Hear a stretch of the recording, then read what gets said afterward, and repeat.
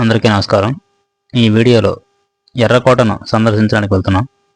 ఈ ఎర్రకోట దేశ రాజధాని అయినటువంటి ఢిల్లీలో లాల్ కిలా మెట్రో స్టేషన్కి దగ్గరలో ఉంటుంది. ఈ ఎర్రకోటకి ఎదురుగానే దేశంలోనే అతిపెద్ద మసీద్ అయిన జామా మసీద్ ఉంటుంది. ఎర్రకోటను హిందీలో లాల్ కిలా అంటారు. లాల్ అంటే ఎరుపు, కిలా అంటే కోట అని అర్థం. భారతదేశంలోని ఢిల్లీలో ఉన్నటువంటి చారిత్రకమైనటువంటి మొఘల్ కోట ఈ ఎర్రకోట. ఇది మొఘల్ చక్రవర్తుల ప్రధాన నివాసంగా పనిచేసింది.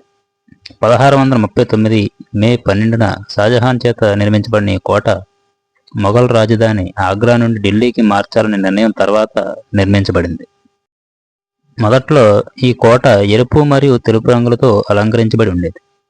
ఈ కోట యొక్క రూపకల్పన తాజ్మహల్ వాస్తుశిల్పి అయినటువంటి ఉస్తాద్ అహ్మద్ లాహోరీకి అప్పగించబడింది. పర్షియన్ మరియు భారతీయ నిర్మాణ శైలులను కలిపిన షాజహాన్ పాలన నుండి మొఘల్ వాస్తుశిల్పానికి ఎర్రకోట ఒక ముఖ్య ఉదాహరణ. 1739లో అఫ్షారిద్ సామ్రాజ్యం నాదిర్ షా దండయాత్ర సమయంలో కోటను దోచుకొని దానిలోని కళాకృతులు మరియు ఆభరణాలను తొలగించారు. 1857 భారత తిరుగుబాటు తరువాత దాని పాలరాయి నిర్మాణాలను బ్రిటిష్ వారు కూల్చివేశారు. అయినప్పటికీ రక్షణ గోడలు చాలా వరకు చెక్కు చెదరకుండా ఉన్నాయి. తరువాత కోటను సైనిక దండుగా నిర్మించారు. 1947 ఆగస్టు 15న భారతదేశ మొదటి ప్రధానమంత్రి అయిన జవహర్లాల్ నెహ్రూ ఎర్రకోట ప్రధాన ద్వారం అయినటువంటి లాహోరీ గేటు పైన భారత జెండాను ఎగరవేశారు. అప్పటి నుండి భారత ప్రధానమంత్రి ప్రతి సంవత్సరం స్వాతంత్ర దినోత్సవం నాడు ప్రధాన ద్వారం వద్ద జాతీయ త్రివర్ణ పతాకాన్ని ఉత్సవంగా ఎగరవేసి ఆ తరువాత దాని ప్రాకారాల నుండి జాతీయ ప్రసార ప్రసంగం చేస్తారు. ఎర్రకోట సముదాయంలో భాగమైన ఎర్రకోటను 2007లో యునెస్కో ప్రపంచ వారసత్వ ప్రదేశంగా గుర్తించారు. అంటే యునెస్కో వరల్డ్ హెరిటేజ్ సైట్గా గుర్తించడం జరిగింది. ఎర్రకోటను లాల్ కిలా అనే పదాన్ని కూడా ఉపయోగించి పిలుస్తూ ఉంటారు.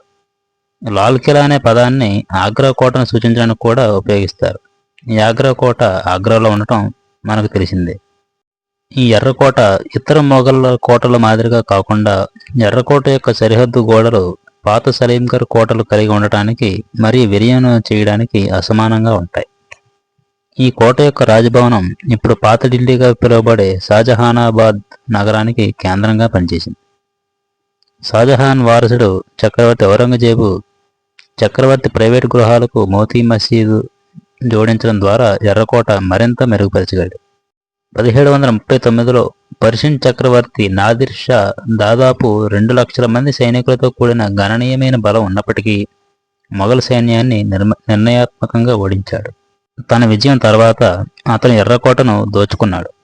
పురాతన నెమలి సింహాసనంతో పాటు దాని సంపదను కూడా స్వాధీనం చేసుకున్నాడు. 3 నెలల తర్వాత నాదిర్ షా పర్షియాకు తిరిగి వచ్చాడు. అతని దండయాత్ర నగరాన్ని గణనీయంగా దెబ్బతీసింది మరియు తదుపరి మొఘల్ చక్రవర్తి మహమ్మద్ షా పాలనలో మొఘల్ సామ్రాజ్యం తీవ్రంగా బలహీనపడింది. మొఘల్ సామ్రాజ్యం యొక్క అంతర్గత బలహీనలు మొఘలులు ఢిల్లీని నామమాత్ర పాలకులుగా తగ్గించాయి. 1752లో సంతకం చేయబడిన వారి ఒక ఒప్పందం మరాఠాలు ఢిల్లీలో సింహాసనానికి రక్షకులుగా స్థాపించబడింది. 1761లో మరాఠాలు 3వ పానిపట్టు యుద్ధంలో ఓడిపోయిన తర్వాత దుర్రాని ఢిల్లీపై దాడి చేశాడు. 10 సంవత్సరాల తర్వాత బహిష్కరించబడినటువంటి చక్రవర్తి షా ఆలం II యొక్క ఆదేశం మేరకు మరాఠాలు రోహిల్లా ఆఫ్ఘన్ల నుండి ఢిల్లీని తిరిగి స్వాధీనం చేసుకున్నారు. 1764లో భరత్పూర్ జాట్ పాలకుడైనటువంటి మహారాజా జవహర్ సింగ్ ఢిల్లీపై దాడి చేసి చివరికి 1765 ఫిబ్రవరి 5న ఢిల్లీలో ఎర్రకోటను స్వాధీనం చేసుకున్నారు. 2 రోజుల తర్వాత మొఘలుల నుండి కప్పం వసూలు చేసిన తర్వాత జాట్లు ఎర్రకోట నుండి తమ దళాలను ఉపహరించుకుని మొఘల్ సింహాసనాన్ని స్వాధీనం చేసుకున్నారు. 1788లో నజీబ్ అద్ దౌలా మనవడు రోహిల్లా గులాం ఖదీర్ ఢిల్లీని దోచుకొని మొఘల్ రాజు కుటుంబానికి చెందిన మహిళలను చంపాడు. అతను చక్రవర్తి షా ఆలం IIను కూడా జైల్లో పెట్టాడు. ఈ విషయం తెలుసుకున్న మహజాది షిండే షా ఆలం IIను విడిపించడానికి మరియు రోహిల్ఖండ్లోని గోస్గఢ్లోని దాచుకున్నటువంటి ఖదీర్ను వెంబడించడానికి తన మనుషులను పంపాడు. చివరికి ఖదీర్ను పట్టుకొని శిరచ్ఛేదం చేశారు. దీని ఫలితంగా మరాఠా జెండాను 1803 వరకు ఎర్రకోట నుండి వేలాడదీయడానికి అనుమతించారు, అంటే ఎగరవేయడానికి అనుమతించారు. రెండవ ఆంగ్లో మరాఠా యుద్ధంలో బ్రిటిష్ దళాలు ఢిల్లీ యుద్ధంలో దౌలత్రావు సింధియా నేతృత్వంలోని మరాఠా సైన్యాన్ని ఓడించాయి. ఇది ఎర్రకోటతో సహా ఢిల్లీపై మరాఠా నియంత్రణకు ముగింపు పలికింది.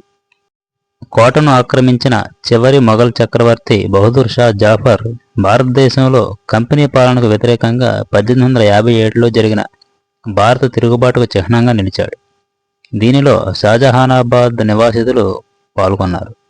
మొఘల్ శక్తికి నిలయంగా మరియు దాని రక్షణ సామర్థ్యాలుగా ఉన్నప్పటికీ ఎర్రకోట 1857 తిరుగుబాటు సమయంలో ఎటువంటి యుద్ధాలకు వేదికగా కాలేదు. బహదూర్ షా 1857 సెప్టెంబర్ 17న కోటను విడిచిపెట్టి తరువాత బ్రిటిష్ దళాలచే పట్టుబడ్డాడు మరియు 1858లో విచారణకు గురయ్యే ముందు ఎర్రకోటకు తిరిగి వచ్చాడు మరియు అదే సంవత్సరం అక్టోబర్ 7న రంగూన్కు బహిష్కరించబడ్డాడు. తిరుగుబాటు అణిచివేత తరువాత బ్రిటిష్ అధికారులు ఎర్రకోటను క్రమబద్ధంగా కూల్చివేయాలని ఆదేశించారు. ఈ సమయంలో కోట యొక్క 80% నిర్మాణాలు కూల్చివేయబడ్డాయి. రక్షణ గోడలు మరియు టవర్లు సాపేక్షంగా సురక్షితంగా ఉన్నప్పటికీ లోపల నిర్మాణాల్లో 3/2 వంతు ఎక్కువగానే కూల్చివేయబడ్డాయి.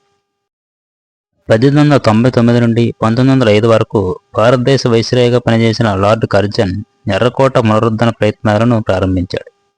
వీటిలో దాని గోడల పునర్నిర్మాణం మరియు దాని తోటల పునరుద్ధరణ, నవీకరణ, నీటిపారుదల వ్యవస్థలో పూర్తి చేయబడ్డాయి. ఎర్రకోట వద్ద జరిగిన పురావస్తు తవ్వకాల్లో క్రీస్తుపూర్వం 2600 నుండి క్రీస్తుపూర్వం 1200 వరకు నాటి అనేక ఓచర్ కలరెడ్ కొండల సంస్కృతి కళాఖండాలు బయటపడ్డాయి. ఢిల్లీలోని అతిపెద్ద స్మారక చిహ్నమైన ఎర్రకోట దాని అత్యంత ప్రసిద్ధ పర్యాటక ప్రదేశాలలో ఒకటి మరియు ప్రతి సంవత్సరం వేలాది మంది సందర్శకులను ఆకర్షిస్తుంది. ఇది జాతీయ ప్రాముఖ్యత కలిగిన స్మారక చిహ్నం. ప్రతి సంవత్సరం ఆగస్టు 15న జరుపుకునే భారత స్వాతంత్ర దినోత్సవం నాడు ప్రధానమంత్రి ఎర్రకోట వద్ద జాతీయ జెండాను ఎగరవేసి దాని ప్రాకారాల నుండి ప్రసంగిస్తారు.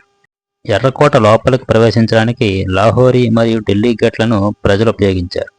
అయితే కిజ్రాబాద్ గేటు చక్రవర్తికి ప్రత్యేకించబడింది. లాహోరీ గేట్ ఎర్రకోటకు ప్రధాన ద్వారంగా పనిచేస్తుంది.